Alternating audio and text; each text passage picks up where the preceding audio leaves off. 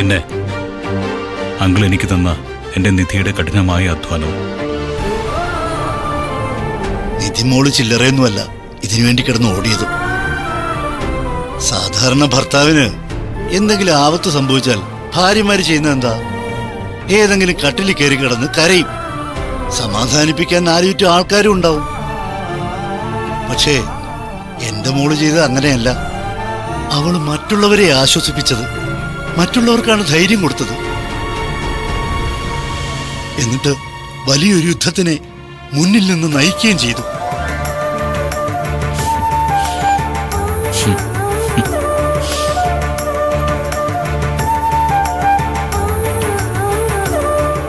ഞാൻ ഒരുപോലെ വളർത്തിക്കൊണ്ടുവന്നതാ ശിവാനിയും നിധിയും. ഒരേ ചുവട്ടിൽ കുത്തിയ രണ്ട് വിത്തുകൾ, ഒന്ന് മുള്ളുമുരുക്കും, ഒന്ന് പൂച്ചെടിയായി. പറഞ്ഞിട്ട് കാര്യമില്ല. ആ ശിവാനി ഒറ്റ ഒരുത്തിയല്ലേ ഈശ്വരമംഗലത്തിന്റെ മുഴുവൻ സമാധാനം കെടുത്തിയത്. അവള് പോയല്ലാതെ നിങ്ങൾക്ക് സ്വസ്ഥത കിട്ടുമെന്ന് പ്രതീക്ഷിക്കണ്ട. ആരിളക്കി വിട്ടിട്ടായാലും സ്വത്തുക്കൾ മുഴുവൻ ഞാൻ കൈയടക്കി വെച്ച് അനുഭവിക്കുന്നു എന്നുള്ളൊരു ദേഷ്യമാണ് പ്രണവിന്റെ ഉള്ളിൽ. പക്ഷേ അവന്റെ ആ വിശ്വാസം തെറ്റാണ്. ഞാൻ വെറും ഒരു കാവൽക്കാരൻ മാത്രമാണ്. എന്നെങ്കിലും ഒരു ദിവസം എല്ലാം ഉപേക്ഷിച്ച് ഇറങ്ങിപ്പോകേണ്ടവൻ. വെറും കൈയോടെ ഇറങ്ങുകയും ചെയ്യാം വീട്ടിൽ നിന്ന്.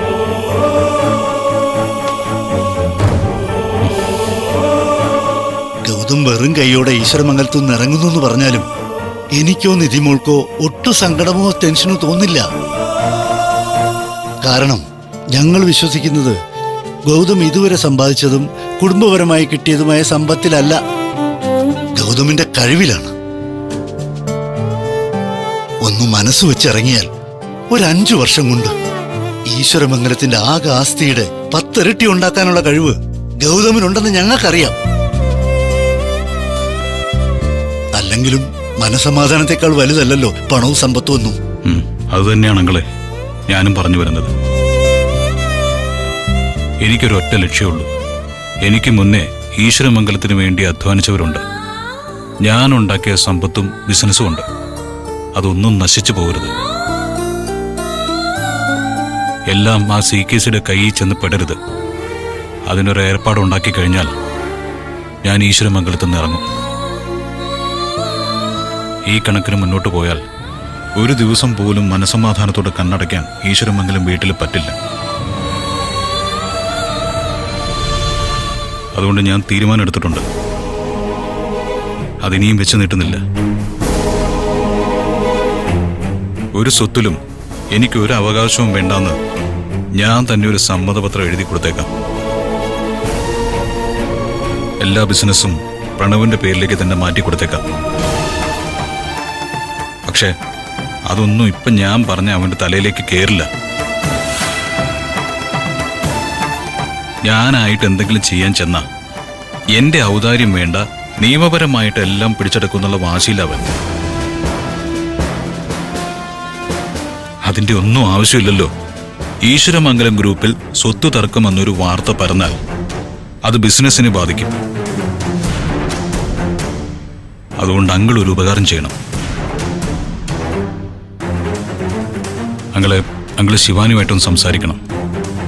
ഇപ്പൊ ശിവാനിക്ക് മാത്രമേ അവനെ കൊണ്ട് എന്തെങ്കിലും ചെയ്യിക്കാൻ പറ്റൂ. ശിവാനി പറഞ്ഞാൽ അവൻ വീട്ടിലേക്ക് തിരികെ വരും. പിന്നെ നമുക്ക് എന്താ വേണ്ടെന്ന് വെച്ചാൽ ആലോചിക്കാം. ഇപ്പോഴത്തെ ഒരു മാനസികാവസ്ഥയില് അവൻ ശിവാനിയെ വിട്ട് ഈശ്വരമംഗലത്തേക്ക് തിരികെ വരും തോന്നുന്നുണ്ടോ ഗൗതമിന്? ശിവാനി അവന്റെ ഭാര്യ ആയിരിക്കാൻ പാടില്ല എന്നുള്ളൊരു വാശിയൊന്നും എനിക്ക് ഇപ്പൊ ഇല്ല.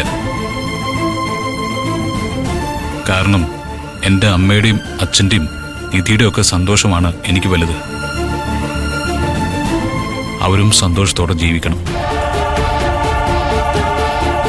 ആദ്യം പ്രണവ് തനിച്ച് വീട്ടിലേക്ക് വരട്ടെ. അത് കഴിഞ്ഞിട്ട് ശിവാനിയുടെ കാര്യം നമുക്ക് ആലോചിക്കാം. ശിവാനി ഇല്ലാതെ പ്രണവ് വീട്ടിലേക്ക് വരണമെങ്കിൽ അത് ശിവാനി വിചാരിച്ചാലേ നടക്കൂ. അങ്കിൾ ശിവാനിയോടൊന്ന് സംസാരിക്കണം. പ്രണവിനെ വീട്ടിലേക്ക് പറഞ്ഞു വിടാൻ പറയണം. മോനെ, ഞാനായിട്ട് ശിവാനിയോടൊന്നും പറയാൻ പോകുന്നില്ല. ഞാൻ പറഞ്ഞാൽ അവളോട്ട് അനുസരിക്കുകയില്ല. അവൾക്ക് തന്ത്രവും കുതന്ത്രവും ഒക്കെ ഓതി നാട്ടുകാർക്ക് നാടിനും നാശമായിട്ട് വളർത്തിയ അവളുടെ അമ്മയുണ്ട് ഇവിടെ. ഞാൻ രേണുകയോട് കാര്യം പറയാം. അവളെ കൊണ്ട് പറയിപ്പിക്കാം ശിവാനിയോട്. അത് മതി. കേസിനും വഴക്കിനും ഒക്കെ പോയി ഒരു വാർത്ത ഉണ്ടാക്കണ്ടെന്ന് പറയും. അത് ബിസിനസിനെ നന്നായിട്ട് ബാധിക്കും. ആദ്യം പ്രണവ് വീട്ടിലേക്ക് വരട്ടെ. ശിവാനിയുടെ കാര്യവും നമുക്ക് പതുക്കെ ആലോചിക്കാം. അങ്കിൾ ഒന്ന് സംസാരിച്ചു നോക്ക്. ശരി മോനെ, ഞാൻ രേണുകയോട് പറയാം. അവള് പറഞ്ഞോളും. വെക്കട്ടെ മോനെ.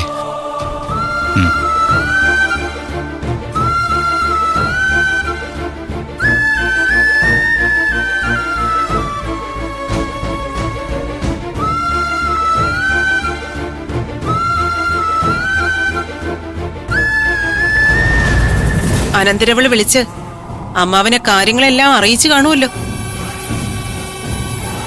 ഇപ്പൊ സന്തോഷായോ നിങ്ങക്ക്? അനന്തരവളും ഭർത്താവും പുല്ലുപോലെ രക്ഷപ്പെട്ടു പോയല്ലോ.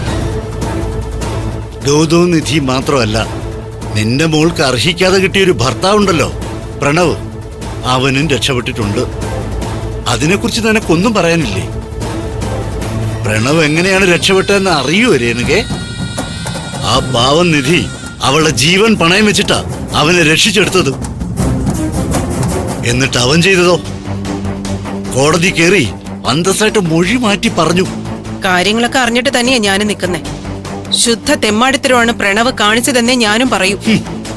CKCയും ജ്യോതിർമയും അല്ല എന്നെ തട്ടിക്കൊണ്ടു പോയെന്ന് മാത്രം പറഞ്ഞാ പോരായിരുന്നു അവൻ. എന്നെ തട്ടിക്കൊണ്ടു പോയത് നിധിയും ഗൗതവും ചേർന്നാണെന്ന് കൂടി പറയണമായിരുന്നു. ആ പ്രണവ് ഒരു പാവമായി പോയി. അതുകൊണ്ടാ അവൻ രണ്ടെണ്ണത്തിന് വെറുതെ വിട്ടത്. അവൻ കാണിച്ച ഔദാര്യാണെന്ന് ഞാൻ പറയും. നിന്റെയൊക്കെ ബുദ്ധിയുടെ വലിപ്പം അങ്ങനെയൊക്കെ ചിന്തിക്കാൻ വേണ്ടിയേ വളർന്നിട്ടുള്ളൂ. പ്രാണൻ രക്ഷിച്ചു വിടുന്നവനെ തിരിച്ചുപദ്രവിക്കാതിരിക്കുന്നത് ഔദാര്യമാണെന്ന് പറയുന്ന ആ ബുദ്ധി. എന്നിട്ട് കൊല്ലാൻ വന്നവനെ ചേർത്ത് നിർത്തുന്ന ബുദ്ധി. ഒരു കാര്യം നീ മനസ്സിലാക്കിക്കോ രേണുകെ, പവിത്രൻ അവന്റെ കുടുംബത്തെ ഓർത്തിട്ട് മാത്രമാണ് CKCയുടെയും ജ്യോതിർമയുടെയും പേര് കോടതി പറയാതിരുന്നത്. പ്രണവിനി എത്ര മാറ്റി പറഞ്ഞാലും പവിത്രൻ അവർക്കെതിരെ നാവ് അനക്കിയിരുന്നെങ്കിൽ ഈ സമയത്ത് CKCയും ജ്യോതിർമയും ജയിലിൽ കിടന്ന് അഴിയെണ്ണിയനെ. നിന്നെ ഒന്നും പറഞ്ഞിട്ട് കാര്യമില്ല. പാല് കൊടുത്ത കൈക്ക് തന്നെ കൊത്തി ശീലിച്ച ഇനങ്ങളാ നീയും നിന്റെ മോളും.